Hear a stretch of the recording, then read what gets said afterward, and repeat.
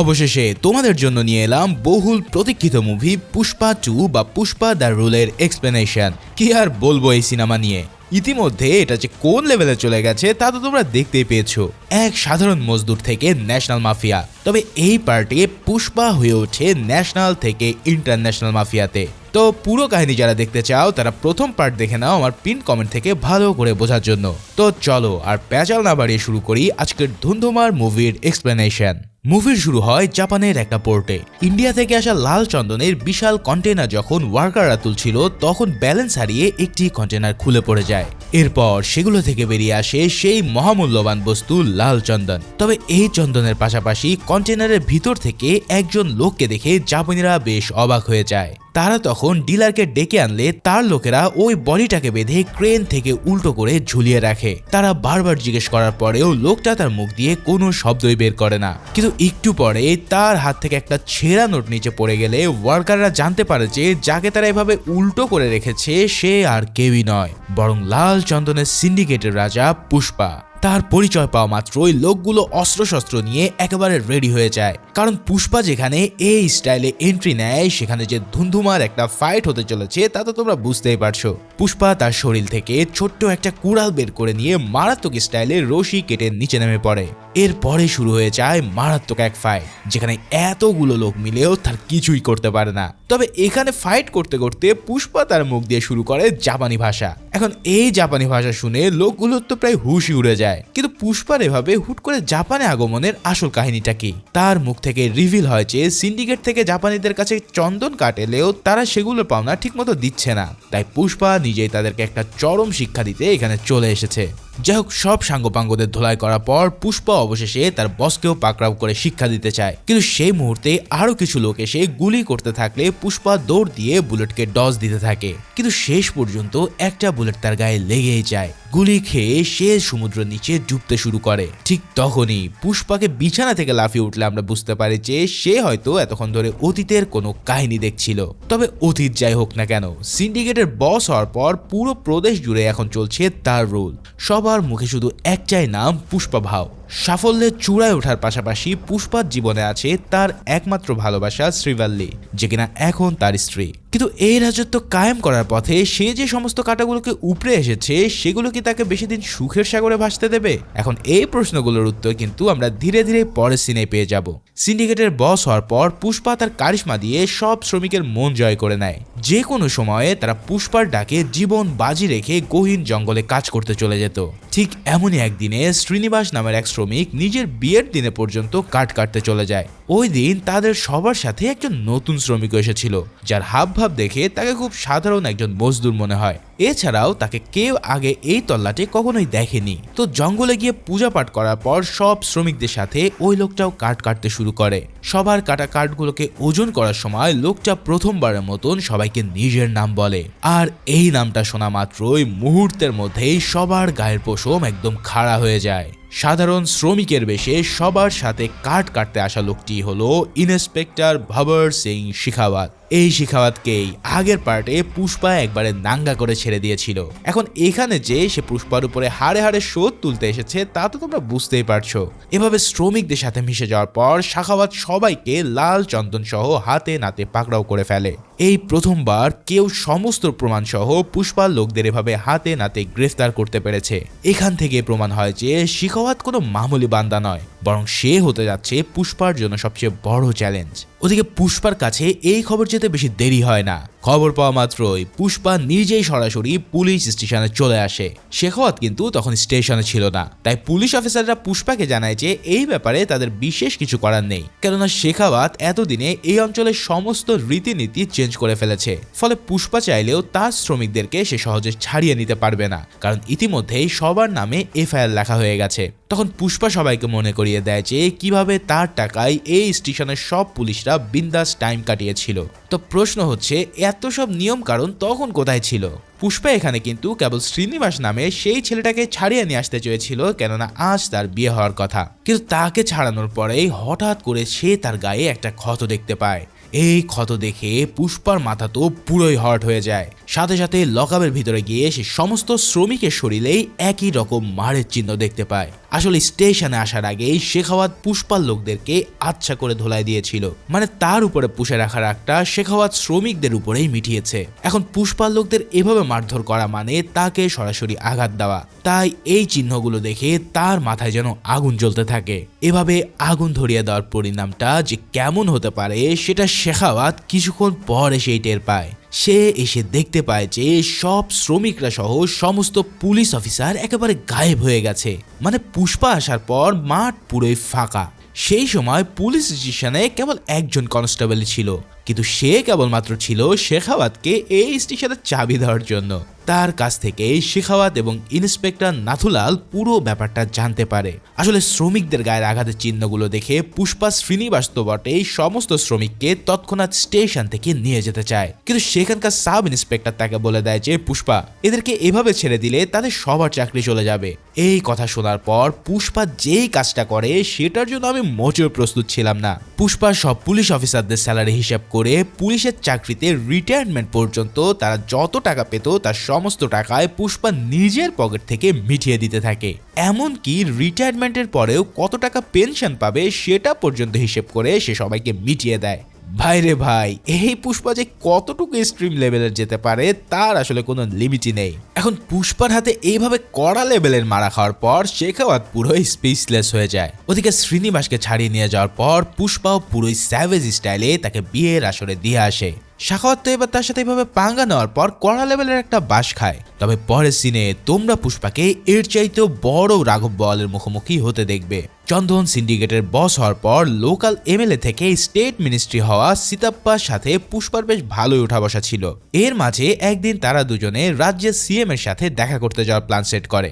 সেদিন দেখা করতে যাওয়ার আগে শ্রীভাল্লি পুষ্পাকে সিএম এর সাথে একটা ছবি তুলে নিয়ে আসতে বলে। এখন প্রিয় বইয়ের এই ছোট্ট আবদারটা পুষ্পা সহজেই আনতে পারবে বিদায় সে শ্রীভাল্লিকে কথা দেয়, কিন্তু তারা কেউই জানতো না যে এই একটা ছবি পরবর্তীকালে পুরো অন্ধ্রপ্রদেশের পলিটিক্স একদম ওলট পালট করে দিতে চলেছে। সিএম নরসিংহের বাড়িতে যাওয়ার পর সিদাপ্পা পুষ্পাকে তার সাথে পরিচয় করিয়ে দেয়। লোকটা তার সাথে পরিচিত হয় ঠিকই, কিন্তু পুষ্পা শ্রীভাল্লির কথা মতো ছবি তুলতে গেলে সে তার সাথে স্মরণকালের সবচেয়ে বড় পাঙ্গাটি নিয়ে নেয়। পুষ্পাকে স্রেফ একজন স্মাগলার আখ্যা দিয়ে সে তার সাথে ছবি তুলতে অস্বীকৃতি জানায়, কেননা এই ছবি যদি নিউজ পেপারে ছড়িয়ে যায় তাহলে তার নাকি পুরো প্রেস্টিজ পাংচার হয়ে যাবে। এমনকি সে ফটোগ্রাফারের ক্যামেরার ফিল্মটাকেও সবার সামনে ছিঁড়ে ফেলে। এর উপর সে পুষ্পাকে বউয়ের কথায় নাচতেও নিষেধ করে দেয়। এই সব কথা শুনে তোমাদের মনে হতে পারে যে পুষ্পা হয়তো এখনই সিএম কেও খেয়ে দেবে। পুষ্পা সবার সামনে নিজের অপমানটাকে বেশ ঠান্ডা মাথাতেই হজম করে নেয়, কিন্তু তার ভিতরে যে কি লেভেলের আগুন জ্বলছিল তা কেউ বুঝতেই পারেনি।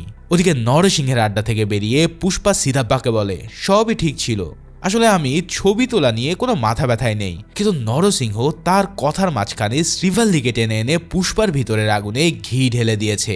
নিজের ভালোবাসার উপরে একটা ফুলের চোকা পড়লেও সে যে কি লেভেলের হিংস্র হয়ে যায় তা তো তোমরা প্রথম পার্টেই দেখেছো। সিদাপ্পা কিন্তু সিএম এর কাছ থেকে নিজের মন্ত্রণালয় বদল করার পারমিশন চাইতে এসেছিল, তবে পুষ্পা এবার তাকে যে অফার দেয় তাতে তার মাথা সহ সবার মাথা পুরো উল্টে যায়। এখানে সিদাপ্পা বলেছিল, যদি আমি সিএম হতাম আমি তো তোর সাথে কতই ছবি তুলতাম। এই কথা শোনার পর পুষ্পা বলে ওঠে, তাহলে যাও, আগামীতে তুমিই হচ্ছ এই স্টেটের সিএম। এই কথা শুনে সিদাপ্পার মাথা তো পুরোই ঘুরে যায়। সে বলে যে আরে পাগল নাকি, সিএম হওয়া কি চারটাখানি কথা, এর জন্য শত শত কোটি টাকার প্রয়োজন। তখন পুষ্পা বলে ওঠে, আমি তোমাকে 500 কোটি টাকা দেব, আর সিএম হওয়ার পর আমাকে কথা দিতে হবে যে তোমার সাথে আমার একটা ছবি তুলে দেওয়ার। এই কথা বলার পর সে সিদাপ্পার সাথে একটা ছবি তোলে এবং সেই ছবিটা সে রেখে দেয়, কারণ শ্রীভাল্লিকে সে বলতে পারবে যে হয়তো এই সিএম এর সাথে সে ছবি তুলেনি, কিন্তু ইতিমধ্যে সে নেক্সট সিএম এর সাথে ছবি তুলে এসেছে।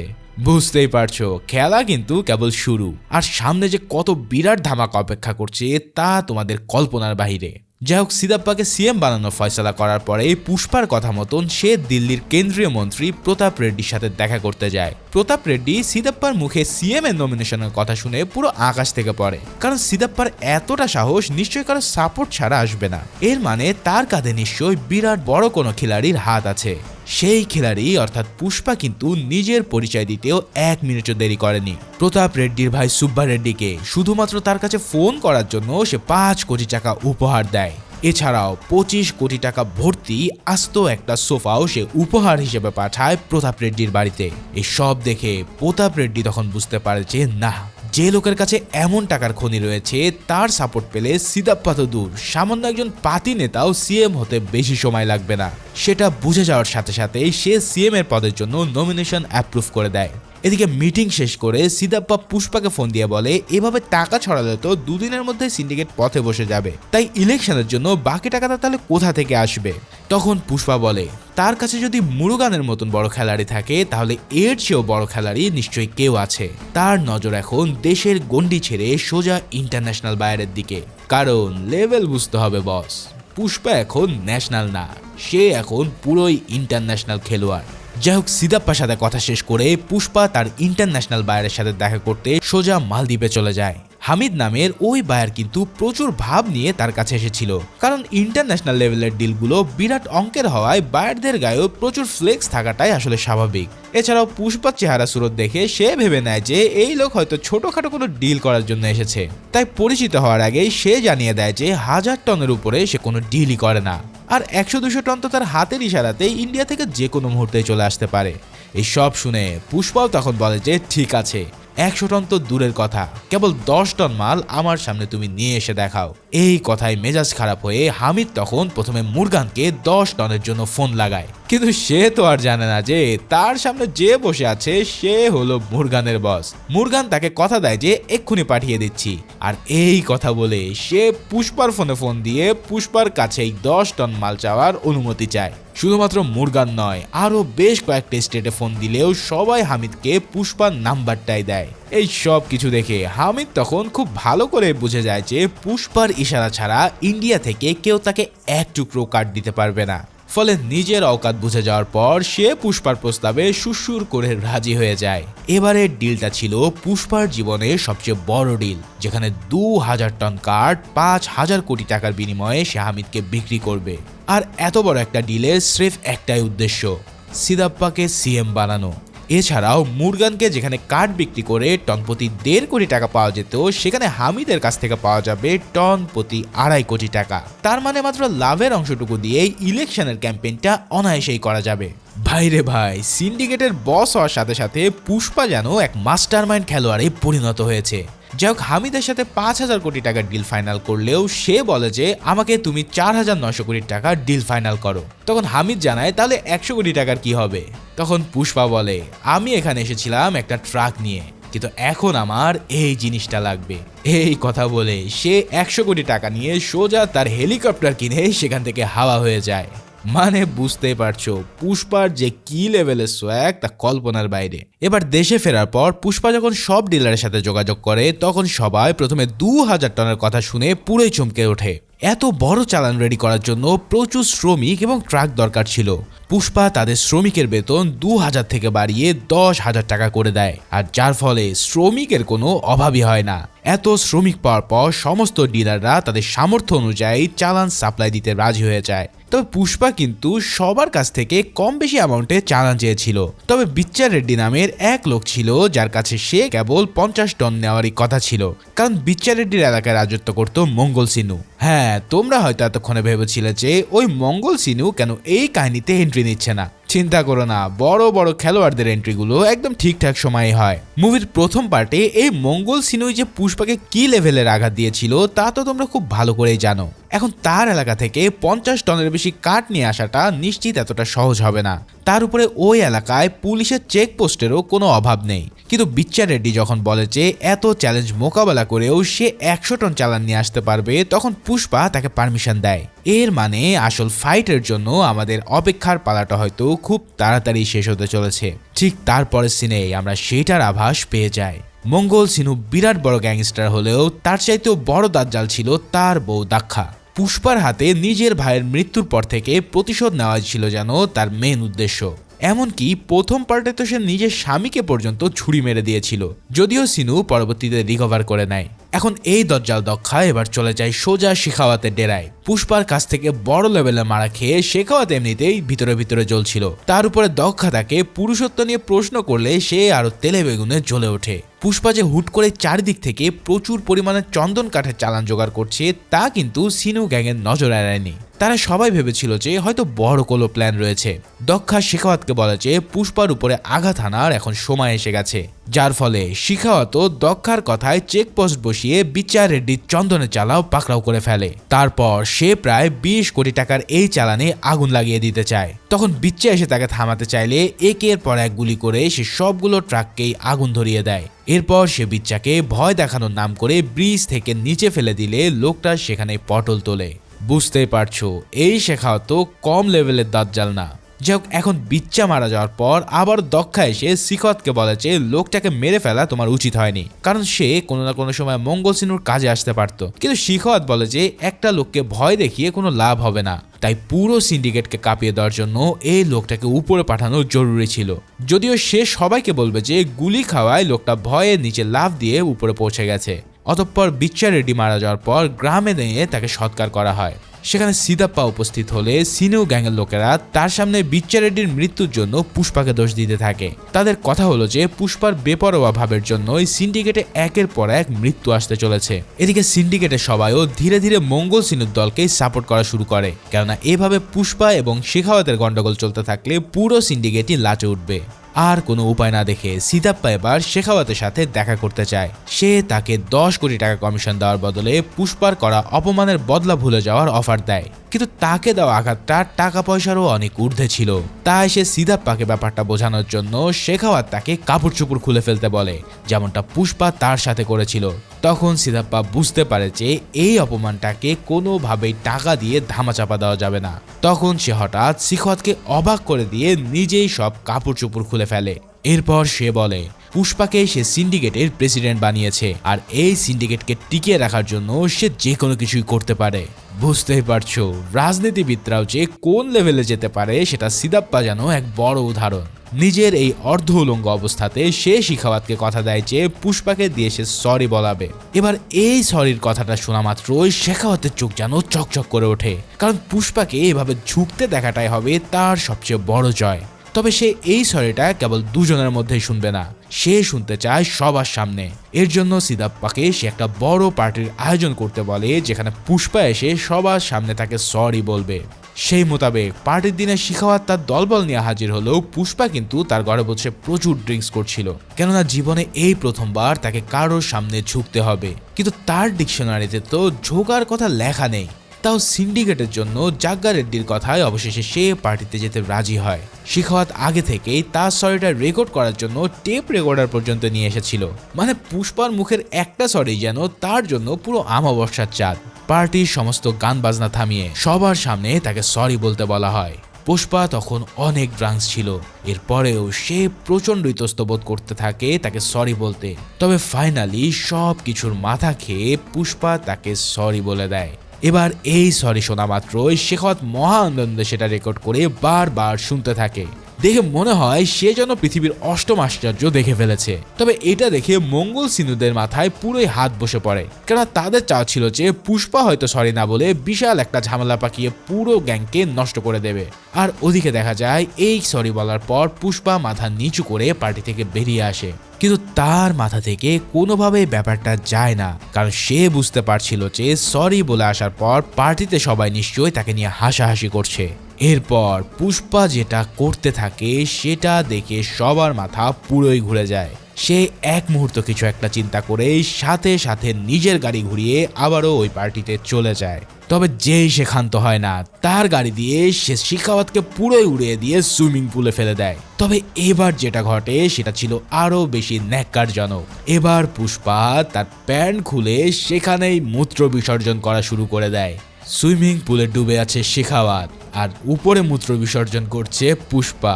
জাস্ট চিন্তা করো কি লেভেলের সিন হতে পারে এটা। এই রকম অপমান দেখতে পেয়ে শেখাওয়াতের যেন কিছু বিশ্বাসই হচ্ছিল না। শুধু শেখাওয়াত নয়, সিতাপ্পার মাথায় তো পুরো হাত, কারণ সে অনেক কষ্ট করে সব কিছু ঠিকঠাক করছিল। এবার পুষ্পা তাকে বলে যে শেখাওয়াতের মতন 2 টাকা দুর্নীতিবাজ অফিসারের কাছে সে কোনোদিনও ঝুঁকবে না, বরং এর জায়গায় যদি সে আগের সৎ অফিসার গোবিন্দ থাকতো তাহলে সে তাকে সরি বলার সাথে সাথে একটা স্যালুট পর্যন্ত দিত। এরপর উপস্থিত থাকা সবাইকে সে জানিয়ে দেয় যে এই সিন্ডিকেট সে কেবল নিজের যোগ্যতাতেই প্রেসিডেন্ট হয়েছে, কারো দয়ার কারণে নয়। এমনকি মঙ্গল সিংহের মতন রাঘব বলকে পর্যন্ত সে টপকে এসেছে। তার মানে শেখাওয়াতের মতন এমন চুনোপুটির কাছে তার মাথা নষ্ট করার প্রশ্নই আসে না। যার ফলে সে এবার সবার সামনে সরাসরি চ্যালেঞ্জ দিয়ে বলে যে আগামী সোমবার ভোর 4টার দিকে সে 2000 টনের একটা কাঠের চালান চেন্নাই নিয়ে যাবে। যদি সে একটা কাঠ উদ্ধার করতে পারে তাহলে পুষ্পা ন্যাংটা হয়ে পুরো সিন্ডিকেট ছেড়ে দিবে। এভাবে তার কাছ থেকে চ্যালেঞ্জ নেওয়ার পর শেখাওয়াত 74 জেলার শিশালাম থেকে বের হওয়া সমস্ত রাস্তায় পুলিশি পাহারা বসিয়ে দেয়। কাঠের চালান পার করার দিন সে মদ খেতে খেতে মদের বোতলটা ব্রিজের নিচে ছুঁড়ে মারে। তবে তখন নিচ থেকে কাঁচ ভাঙার আওয়াজ শুনতে পেয়ে সে বুঝতে পারে যে আসলে এই নদীর পানিতে একেবারে পানি নেই। তার মানে পুষ্পা তার কাঠের চালান রোডের উপর দিয়ে নয়, বরং সরাসরি নদীর উপর দিয়ে ট্রাকে করে নিয়ে যাচ্ছে। কি বুঝলে তো, যেমন কুকুর তার জন্য তেমন মুগুর। এখন পুষ্পার প্ল্যানকে টেক্কা দিতে পারার মতন কেবল একজনই লোক ছিল, আর সে হচ্ছে শেখাওয়াত। কারণ তার অনুমান অনুসারে সব ট্রাকগুলো নদীর উপর দিয়ে যাচ্ছিল।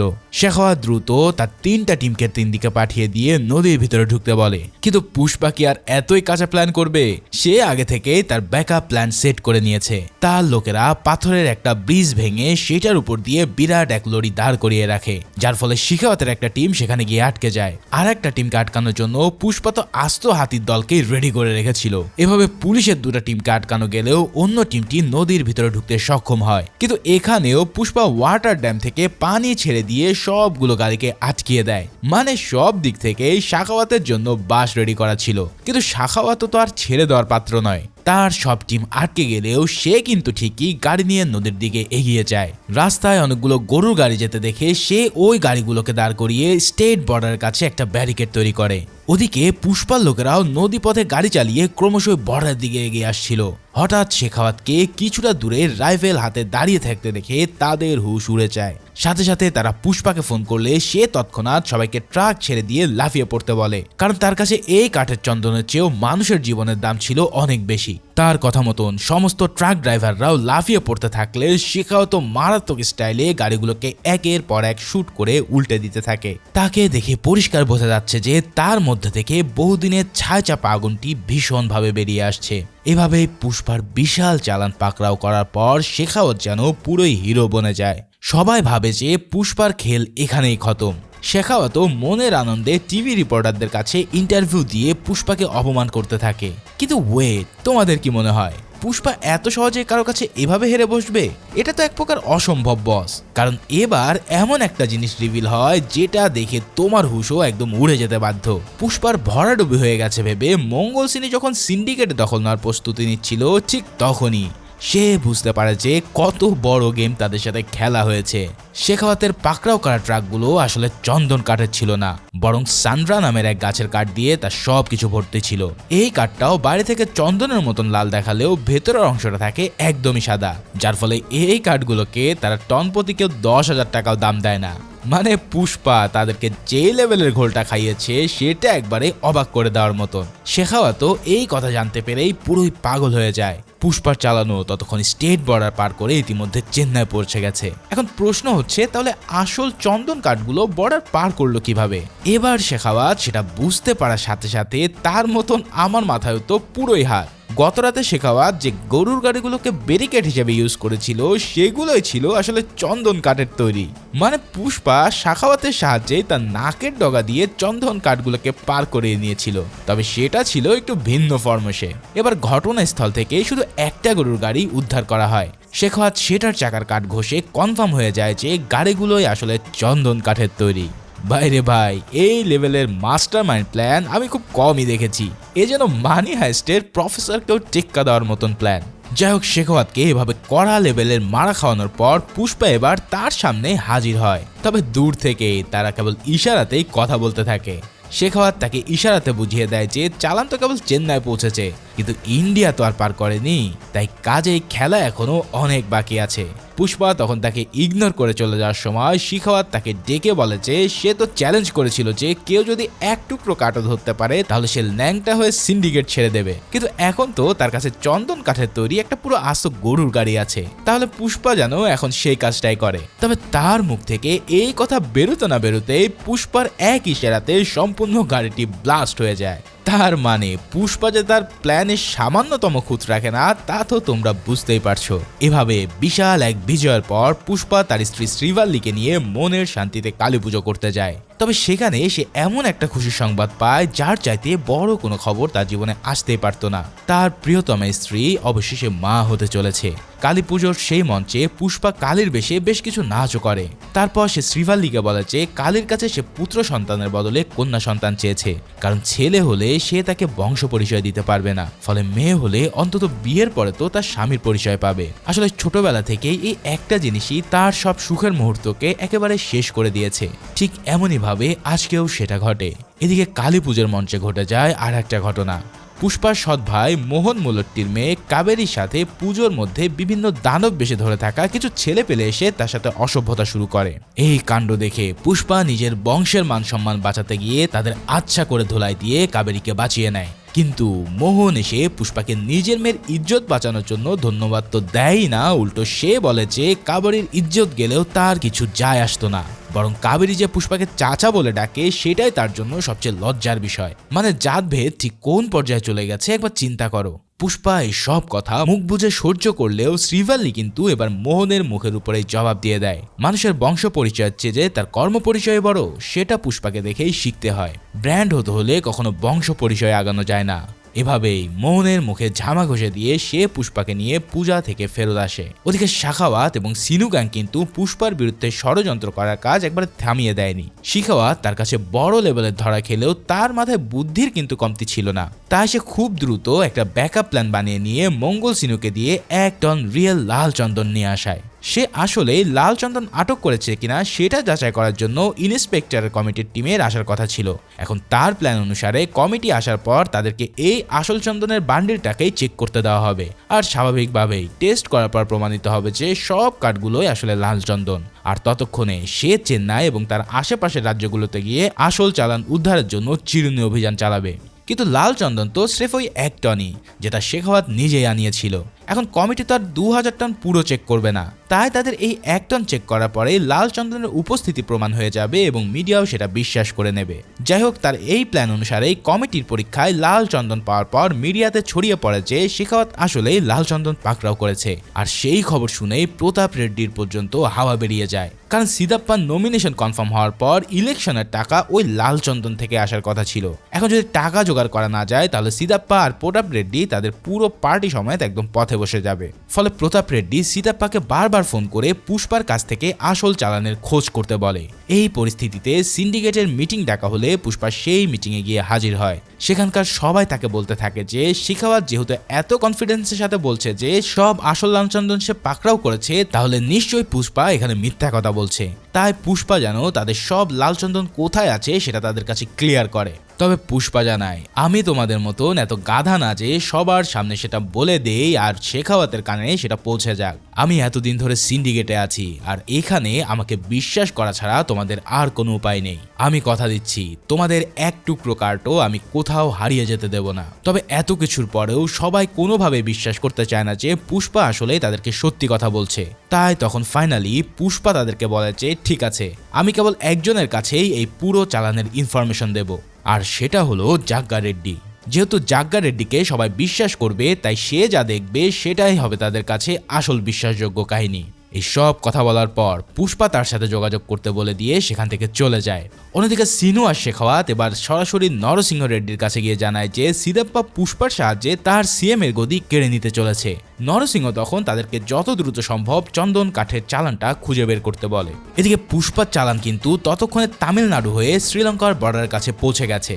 ফলে চালানটা বর্ডার পার করতে পারলেই পুষ্পার কাজ শেষ হবে। কিন্তু এই চালান বর্ডার পার করার আগে জাগ্গা রেড্ডিকে ফলো করতে করতে শেখাওয়াত তামিলনাড়ুর পুরো পুলিশ ফোর্সকে নিয়ে সেখানে চলে যায়। পোর্টে পৌঁছানোর পর তার পুরো টিম চিরুনি তল্লাশি করেও কোনো কিছুই খুঁজে পায় না। কিন্তু হঠাৎ সে দূরে বাইনোকুলার দিয়ে একটা কন্টেনার দেখতে পায়। তার আদেশে পুলিশরা গিয়ে ওই কন্টেনার খুলে অনেকগুলো কার্টুন দেখতে পায়। তবে কার্টুনগুলো সরাতে গেলে সেখানে ভিতর থেকে আস্ত একটা গাড়ি বেরিয়ে আসে, যেটাই স্বয়ং জাগ্গা রেড্ডি বসেছিল। শাখাওয়াতের আদেশে একদল পুলিশ সরাসরি ওই গাড়ির পিছনে ধাওয়া করে। তবে তখনও পর্যন্ত তাদের কাছে কাঠের চালানের কোনো হদিসই ছিল না। তবে শেখাওয়াতের কি যেন একটা সন্দেহ হয়, তাই সে হুট করে পানিতে একটা ডাইভ দিয়ে দেখে যে আসলে পানির নিচে কিছু লুকানো আছে কিনা। এরপর শেখাওয়াত দেখতে পায় যে প্রতিটা বোর্ডের নিচে আটকানো আছে এই 2000 টন লাল চন্দন।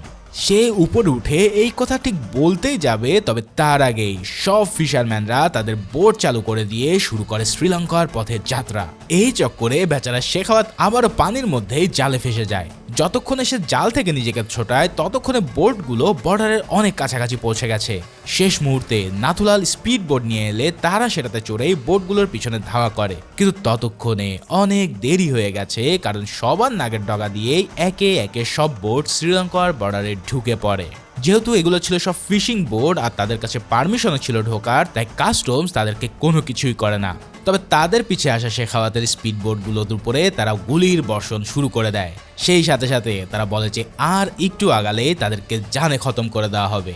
শেখাওয়াত তার একদম কাছাকাছি এসে এভাবে লাল চন্দনকে হারাতে দেখে পুরোই পাগলা কুকুর হয়ে পড়ে। এরপর সে তার বাইনোকুলার দিয়ে দেখতে পায় যে শ্রীলঙ্কার নদীর তীরে সব চন্দন কাঠের গাড়িগুলো একে একে পোর্টে তোলা হচ্ছে, আর সেই পোর্টে সবার সামনে দাঁড়িয়ে আছে স্বয়ং পুষ্পা। এভাবেই পুষ্পা আরও একবার তার শত্রুদের বড় লেভেলের এক হারের স্বাদ উপহার দেয়। শেখাওয়াত তার পুরো দল নিয়ে দূরে দাঁড়িয়ে থাকা ছাড়া আর কিছুই করতে পারে না। কিন্তু শেখাওয়াতের হাতে একটা লাইফলাইন তখনও বাকি ছিল। জাগ্গা রেড্ডি যে গাড়িটাকে তার টিম ধাওয়া করছিল সেটা কিছু দূরে গিয়ে উল্টে পড়ে যায়, অর্থাৎ দ্রুত গতিতে গাড়ি চালাতে গিয়ে তাদের এই হাল হয়ে গেছে। তার ফলে খবর পেয়ে শেখাওয়াত সেখানে গিয়ে জাগ্গাকে মৃত অবস্থায় দেখতে পায়। তবে তার সাথে সেই গাড়িতে ছিল ব্রোকার হামিদ, এবং সে ছিল প্রচন্ড গুরুতর অবস্থায়। তার বুকে একটা রড কয়েক ইঞ্চি ভিতরে ঢুকে গিয়েছিল। ফলে তাকে দেখতে পেয়ে শেখাওয়াত যেন আকাশের চাঁদ হাতে পায়। তার বুকে ঢুকে যাওয়া রডটিকে ঠেলতে ঠেলতে শেখাওয়াত তার কাছ থেকে সব কথা বের করতে থাকে। সে জানায় পুষ্পার এই ডিলটা আসলে হামিদের সাথে নয়, বরং জাপানের একটা বড় ব্রোকারের সাথে ছিল। হামিদ তো তাদের মধ্যে কেবল একটা কানেকশন ছিল। পুষ্পার চালান জাপানে পৌঁছানোর পর হামিদ আর তার লোকেরা ওই ব্রোকারের লোকাল অপারেটরের কাছে একটা ছেঁড়া জাপানি নোটের অর্ধেক অংশ শো করার কথা ছিল। ওই নোটটার বাকি অর্ধেকটা সেই ব্রোকার অপারেটরের কাছে আগে থেকেই থাকে। এবার লাল চন্দনের এই ডিলিংগুলো এই অভিনব পদ্ধতিতে ছেঁড়া নোটের মধ্যেই মিলিয়ে করা হয়, আর সেই নোট মেলার পরেই কেবল পুষ্পা তার পেমেন্ট পাবে। তবে শেখাওয়াত হামিদের কাছ থেকে সব কিছু জানার পর বুঝতে পারে যে সে পুষ্পা আর জাপানের মধ্যে একমাত্র কানেকশন।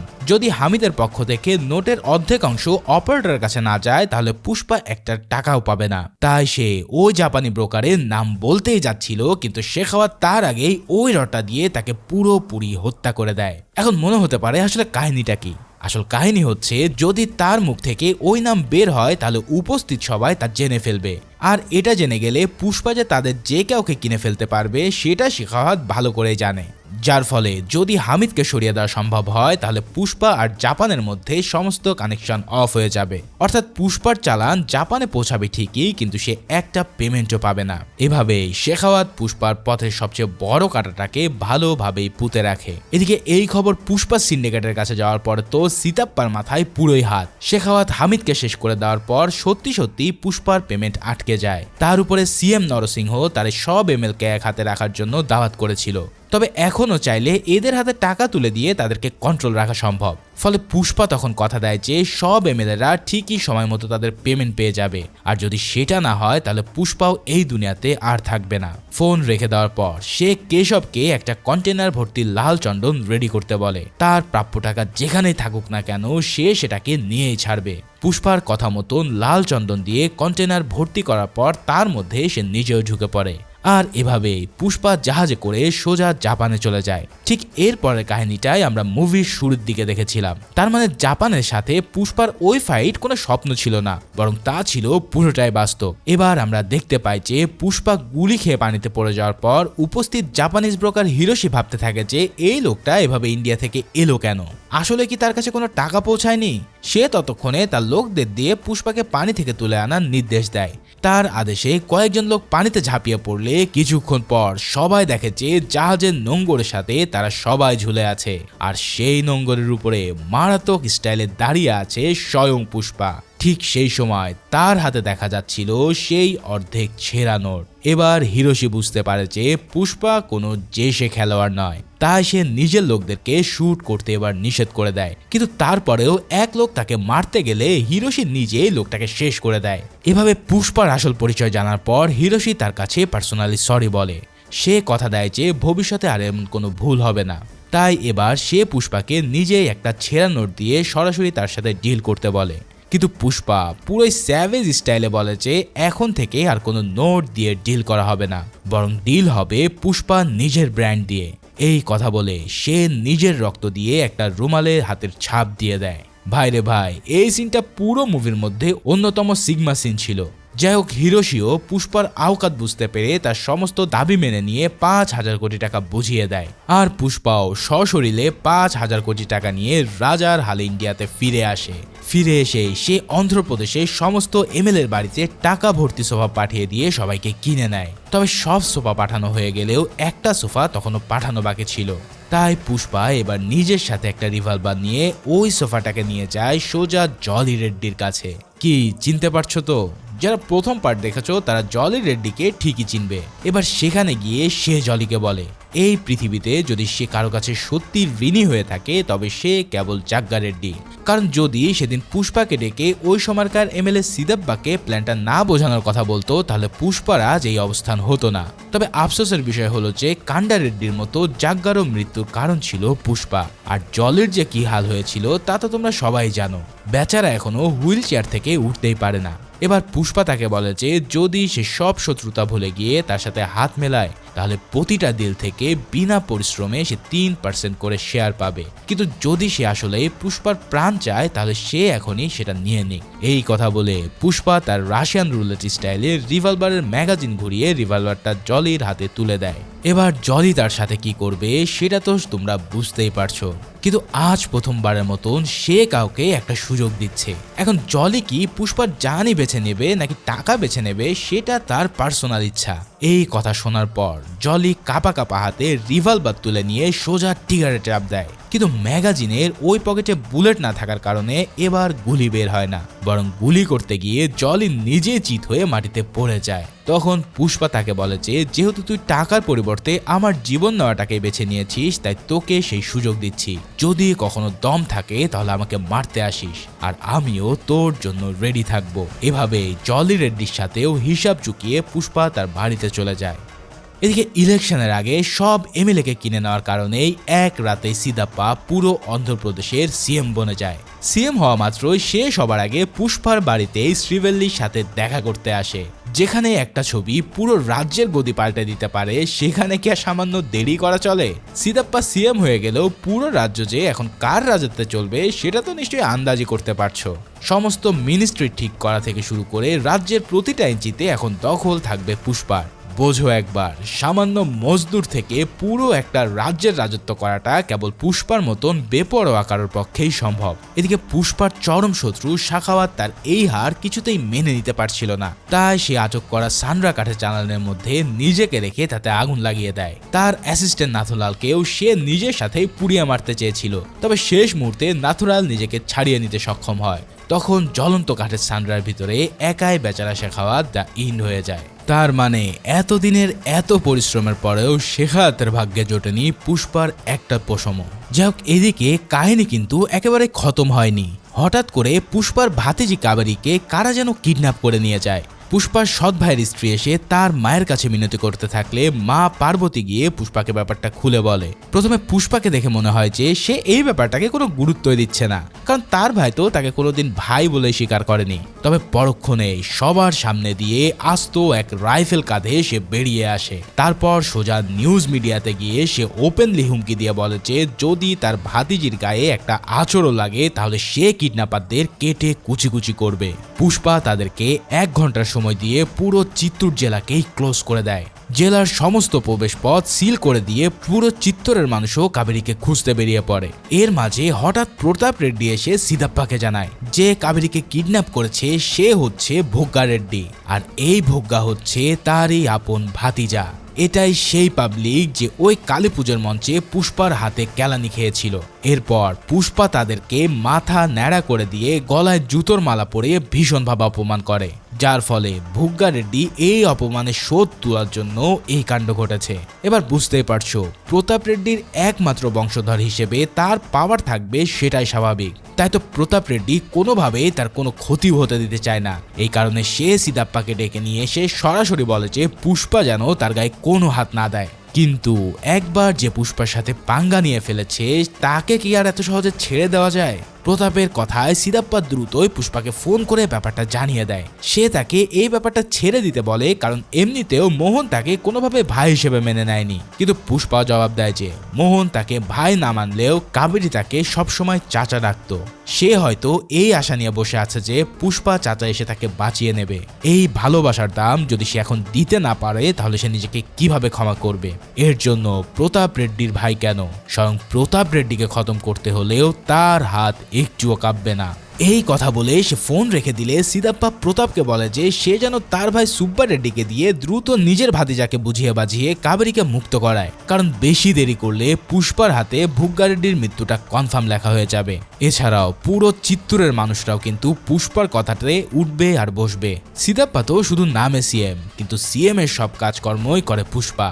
প্রতাপও ব্যাপারটা বুঝতে পেরে দ্রুত তার ভাইকে খোঁজার জন্য নামিয়ে দেয়। কিন্তু তার এই ভাতিজা ছিল বড় লেভেলের বলদ আর লোফার। টিভিতে পুষ্পার হুমকি শোনার পরে সাপের গর্তে পা দেওয়ার মতন সোজা পুষ্পাকে ফোন দিয়ে 10 কোটি টাকা দাবি করে বসে। পুষ্পার টাকা দিতে কোনো সমস্যা ছিল না, তাই সে তার কথা মতন হেলিকপ্টারে করে টাকার ব্যাগটা নিয়ে ওই লোকেশনে পৌঁছায়। উপর থেকে টাকার ব্যাগ কিডন্যাপারদের উপরে ছুঁড়ে ফেলে দেওয়ার পর সে তার স্বভাব সুলভী স্টাইলে ভোগ্গা রেড্ডির দিকে রাইফেল তাক করে। কিন্তু সে হুমকি দেয় যে যদি তার কিছু হয়ে যায় তাহলে ভেতরে থাকা লোকেরা কাবেরীকেও শেষ করে দেবে। তাই এবার তারা পুষ্পাকে বলে, ওই যে যেদিন কালী পুজোয় আমাদের সবাইকে অপমান করেছিলি সেটার সত্য কোনোভাবে টাকা দিয়ে তোলা সম্ভব নয়, ফলে অপমানের জবাব অপমান দিয়েই দেব। এই কথা বলে ভোগ্গার লোকেরা পুষ্পাকে ওই দিনকার মতন একই সাজে সাজাতে শুরু করে। তারা তাকে একটি শাড়িও পরায়, কারণ কালী পুজোর মঞ্চে সে শাড়ি পরেই এদেরকে রামধোলাই দিয়েছিল। এরপর তারা তাকে চরম মারধর করে তার হাত পা বেঁধে ফেলে, কারণ এই হাত পা যদি খোলা থাকে তাহলে তাদের কি হাল হতে পারে সেটা সবাই ভালো করেই জানে। কিন্তু এতটুকু পর্যন্ত পুষ্পা কাবেরীর সেফটির জন্য সব কিছু সহ্য করলেও ভোগ্গা রেড্ডির লোকেরা এবার তাদের সব সীমা পার করে ফেলে। কাবেরীকে পুষ্পার সামনে নিয়ে এসে তার সামনে কাবেরীর গায়ে তারা হাত দেওয়া শুরু করে। পুষ্পা হুমকি দিয়ে এসেছিল যে যদি কাবেরীর গায়ে একটা আঁচড়ও পড়ে তাহলে সে সবাইকে পিস পিস করে ফেলবে। এবার সত্যি সত্যি ভোগ্গা রেড্ডি কাবেরীর গায়ে আঁচড় দেওয়া মাত্রই পুষ্পার ভিতরে যেন একটা মনস্টার জেগে ওঠে।